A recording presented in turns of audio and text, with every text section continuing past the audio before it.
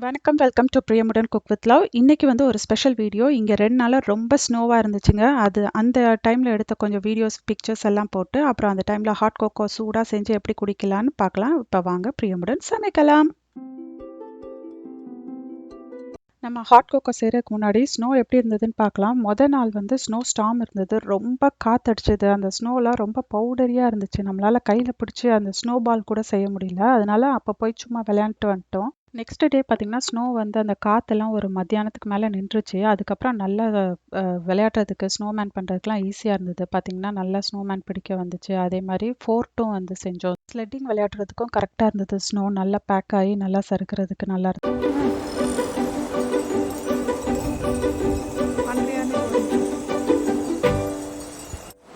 அடுத்து snow fort செய்கிறதுக்காக snow பிரிக் செய்கிறாங்க. ஃபஸ்ட்டு நல்லா ஸ்னோவை எடுத்து நல்லா பேக் பண்ணி, அதை நல்லா டைட்டாக பேக் பண்ணி ஒரு நம்ம வீட்டில் இருக்க ஏதாவது ஒரு பாத்திரத்தை எடுத்து நல்லா பேக் பண்ணிவிட்டு, அதுக்கப்புறம் வந்து அதை வந்து நல்லா சமப்படுத்திட்டு அதில் கொஞ்சம் தண்ணி ஊற்றுறாங்க. அந்த சைட்ஸில் எல்லாம் தண்ணி ஊற்றுனா அது கொஞ்சம் நல்லா டைட்டாக செட் ஆகும். அப்போ தான், இல்லாட்டினா பவுடராக வந்துடும்.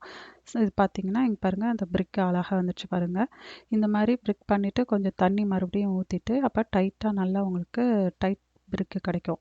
இதை எடுத்துகிட்டு போய் இவங்க என்ன பண்ணுறாங்கன்னா, நல்லா இந்த மாதிரி தள்ளி தள்ளி பிரிக்கு வச்சுட்டு நடுவில் இந்த மாதிரி கீழேருந்து ஸ்னோவை எடுத்து சிமெண்ட் வச்சு பூசுகிற மாதிரி பூசி இவ்வளோ பெரிய ஃபோர்ட்டை ரெடி பண்ணியிருக்காங்க.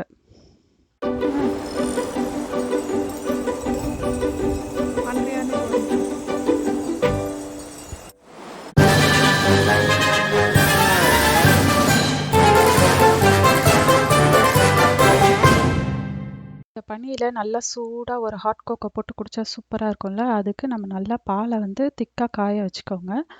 அதுக்கப்புறம் ஒரு கப்பில் 2 table spoon cocoa powder, 2 table spoon சீனி போட்டுக்கோங்க. சீனி வந்து கம்மியாக கூட போட்டுக்கலாம், 1 ஸ்பூன் போட்டுக்கலாம். இல்லாட்டி எனக்கு பெரியவங்களுக்கு போட்டோன்னா நான் சீனியே போடாமல் காஃபி தூள் மட்டும் போடுவேன். ஆனால் சீனி போட்டால் தான் அந்த கோகோ பவுடர் நல்லா கரையும்.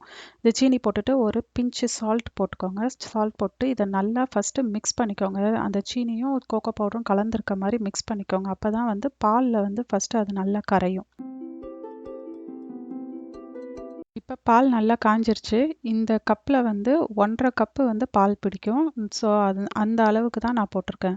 நீங்கள் வந்து ஃபஸ்ட்டு கொஞ்சமாக பால் போட்டு இதை வந்து நல்லா கலந்து விடணும். நீங்கள் அப்படியே ஃபுல் டம்ளர் பால் ஊற்றிட்டிங்கன்னா கரையவே கரையாது. எல்லாம் சைடில் அப்படியே கோகோ பவுடர்லாம் தனித்தனியாக நிற்கும். அது மட்டும் பண்ணிடாதீங்க. அதனால் ஃபஸ்ட்டு கொஞ்சமாக காய்ச்சின பாலை கொஞ்சமாக ஊற்றிட்டு இது மாதிரி நல்லா கலந்து விடணும். மிக்ஸ் பண்ணி விட்டுட்டு அதுக்கப்புறமா அந்த கப்பு நிறைய ஊற்றிக்கலாம்.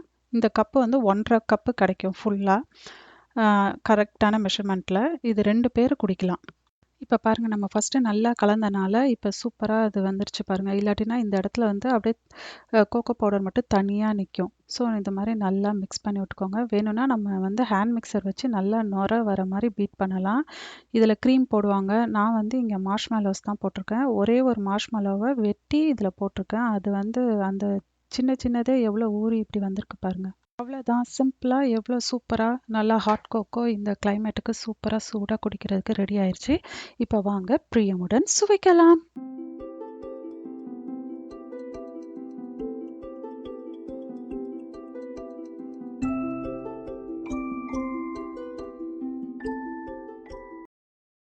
இந்த வீடியோ உங்களுக்கு பிடிச்சிருக்கும்னு நினைக்கிறேன். இந்த வீடியோ உங்களுக்கு பிடிச்சிருந்ததுன்னா லைக் பண்ணுங்கள், கமெண்ட் பண்ணுங்கள், சப்ஸ்கிரைப் பண்ணுங்கள், உங்கள் ஃப்ரெண்ட்ஸ்க்கும் ஷேர் பண்ணுங்கள். நான் இது மாதிரி நிறையா புதுசாக இன்ட்ரெஸ்டிங்கான வீடியோஸோடு உங்களை வந்து பார்க்குறேன். நன்றி, வணக்கம். தேங்க்ஸ் ஃபார் வாட்சிங்.